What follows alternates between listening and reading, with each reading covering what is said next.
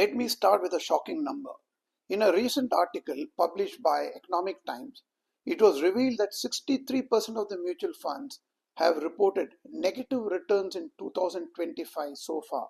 Even after all the SIPs, all the top rating funds, a majority of mutual fund investors have earned below benchmark returns.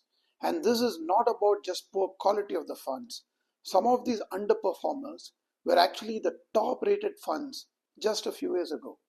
Look at some of the fund returns: minus 14%, minus 12%, minus 11%, and so on. So the real question is not which is the best fund. The real question is, why do great funds go through challenging phases?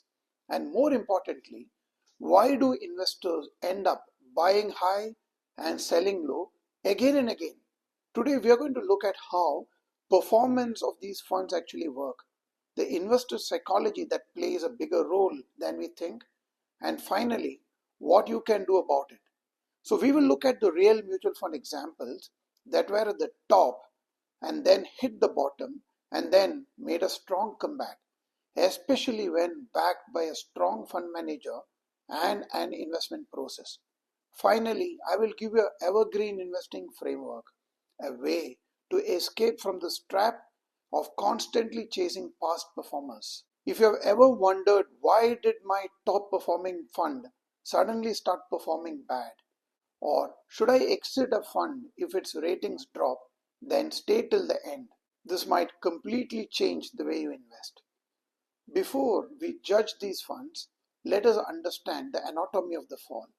The funds we are using here are simply for educational illustration. They are managed by some of the best seasoned professionals in the industry. So the real objective of this is not to rate or rank these funds, but to uncover the basic behavioral biases that we investors fall prey to, learning from these patterns and building a more evergreen investment process that can stand the test of time. Now, let us go back to Jan 2020. Look at Axis Focus 25 fund. At that time, it had delivered a one-year return of 15% compared to the category average of 9.9, an outperformance of nearly 50%. It was amongst the top performing funds in its category then. The 3-year annualized return was 17.6% versus the category average of only 11%, again a 60% outperformance. Naturally, it carried a 5-star rating. This performance drew a lot of investor attention. Many began to ask for this fund by name. New investments flowed in steadily. This shows how investors make decisions to invest. Let us also look at two other funds that were available at the same time. HDFC Focus 30 fund. It showed a one-year return of 7.3%, below category average. It carried 1-star rating and most investors gave it a miss. Next was ICICI Focused Equity Fund. It had even a lower one-year return of 2.6% and a 2-star rating. To be clear, this is not a critic of any AMC or a fund manager. Market cycles affect investment styles differently.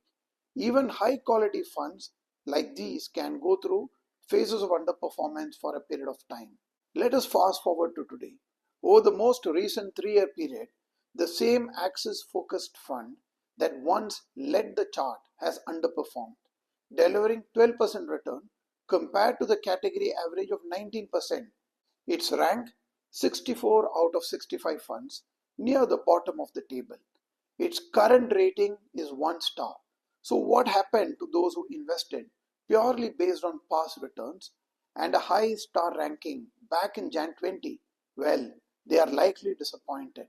This shows that star ratings are not leading indicators, they are lagging indicators, reflecting past data, not the future potential. But now, look at the same two funds that investors ignored then. HDFC Focus 30 fund now shows a 3-year annualized return of 26%, significantly above the category average. It is ranked 3rd best of the 65 funds and has received a 5-star rating. ICICI Focused Equity now has delivered 25% annualized return over the past 3 years. It is ranked 5th overall and has a 4-star rating now. Important thing is all these three funds are fundamentally strong funds then and now, managed by seasoned fund managers with a very strong investment process. Performance cycles like this are natural, and it is not a reflection of the fund's long-term quality. So the real story here is not about the funds, but it is about how investors behave. When we chase recent performance or select funds based solely on current star rankings, we risk buying high and exiting low, making the same mistake in both the directions. Now, let us take this one a step further. If an investor who bought Axis Focused at the top now sell it at the bottom, they are repeating the same mistake again, reacting to short-term performance instead of understanding the long-term fundamental opportunity. But here's the good news. Under its consistent leadership and strong fund philosophy, Axis Focus Fund is now showing signs of recovery. Its one-year return today is 11%, ahead of the category average of 9.6%, and it has climbed back to the top two quartiles. It's likely, though not guaranteed, that the ratings may improve if its performance continues to improve. And again, it reinforces two important truths. One, fund performance is not linear. It moves in cycles. Second, star ratings are often lagging indicators, not leading. Third, investor behavior reacting to the wrong indicators is often the biggest factor for poor investment outcomes.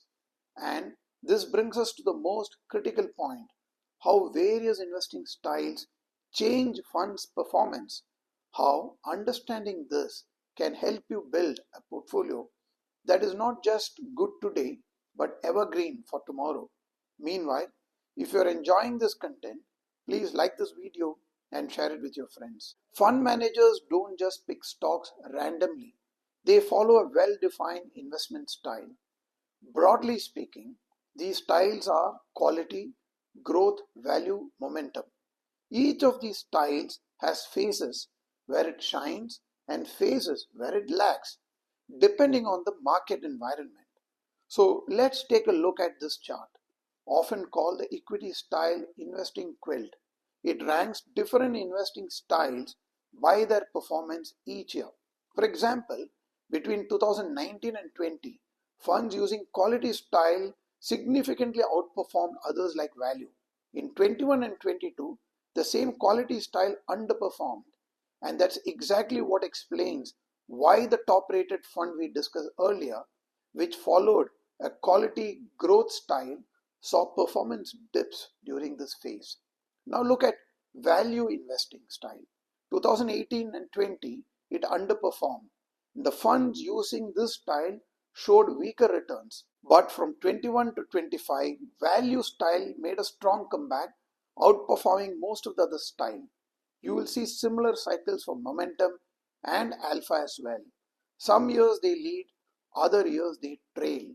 You can also see that index funds rarely top the chart, no dark greens, but they also rarely hit the bottom. Hence, index investing is considered as an option for DIY investors. You may not beat the market every year, but you also reduce the risk of being caught on the wrong side of the style rotation.